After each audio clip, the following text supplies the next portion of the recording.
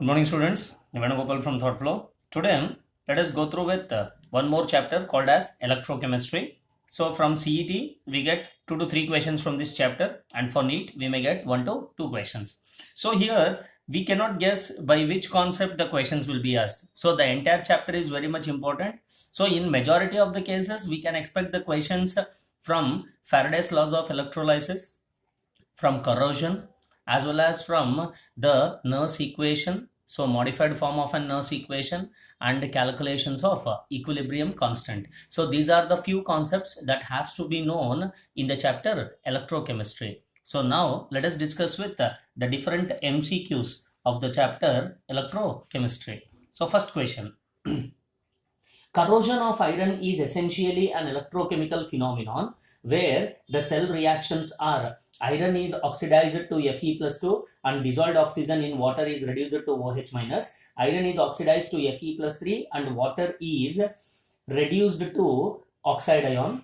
Iron is oxidized to Fe plus 2 and water is reduced to oxide, that is O2 minus. Fe is oxidized to Fe plus 2 and water is reduced to O2. So first let us write the electrochemical reactions involved in corrosion. So first at the anode terminal, the reaction is iron gives rise to its respective ion along with the loss of electrons.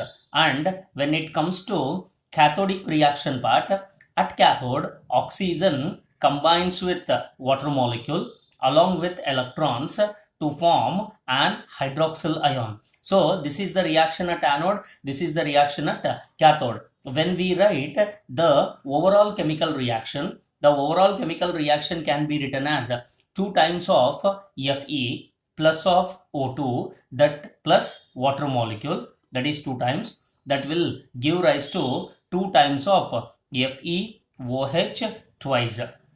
So when we analyze with this, iron is oxidized to Fe plus 2 and the dissolved oxygen. So at the cathode, the oxygen is dissolved in what? Water. The oxygen dissolved in water is reduced to which ion? Hydroxyl ion, that is 4OH minus 1. Hence, the correct option for the given question is option A according to the chemical equations. Next one, question number 2. The standard electrode potential is measured by using. So here one should know that standard electrode potential or EMF of a cell, you can call it as EMF of a cell or the standard electrode potential. It is measured either by using a calibrated potentiometer. It is measured by using either a calibrated potentiometer or it can also be measured by using an high resistance voltmeter. The meaning is that either by using a high resistance voltmeter or by using a calibrated potentiometer, the standard electrode potential can be measured. Hence, the correct option for the given question is option B, which is given by voltmeter. Next one, question number 3.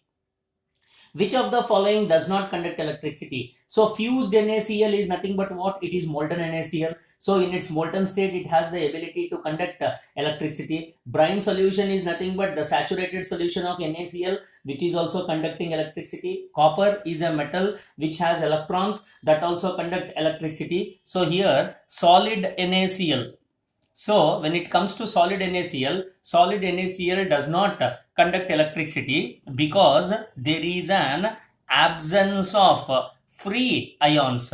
So because of the absence of free ions, solid NaCl cannot conduct electricity. Hence, the correct option for the question is option B. Next one, question number 4.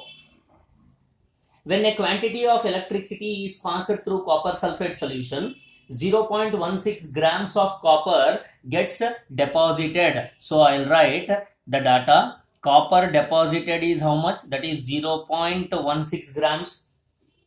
If the same quantity of electricity is passed through acidulated water, so here remember acidulated, one should know that when I tell it as acidulated water, water is mixed with a certain acid. Here the acid is H2SO4, acidylated water, then the volume of hydrogen gas liberated at STP will be. So here this is nothing but based upon the comparison of copper along with the hydrogen gas produced by using acidylated water. Here we can apply which law? We can apply Faraday's second law. So according to this Faraday's second law, I can write the equation as weight or mass of copper deposited divided by weight of hydrogen produced. Weight of hydrogen produced is equal to equivalent mass or equivalent weight of copper divided by the equivalent weight of hydrogen. So here when we go through with, it has been given that molecular mass, I mean to tell atomic mass of copper is 64. Since when it comes to copper oxidation state is +2, its molar mass or molecular mass or atomic weight is how much? It has been given as 64. Since it gives out 2 electrons, 64 divided by 2. So 64 divided by 2 is how much? 32. 32 is the equivalent weight of copper. Hence, by substituting everything, the mass of copper deposited is how much? It is 0.16.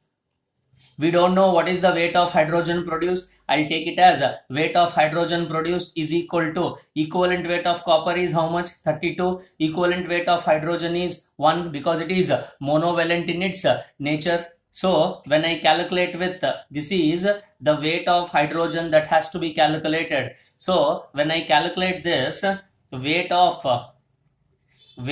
hydrogen produced is equal to 0.16 divided by 32.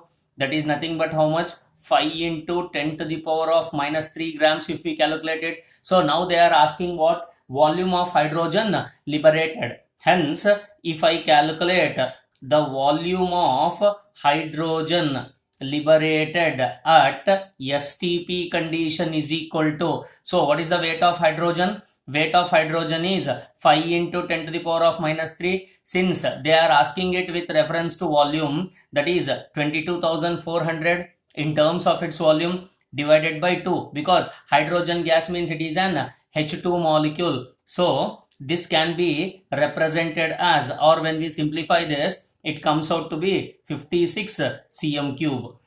Hence, the correct option for the given question is what? Option B.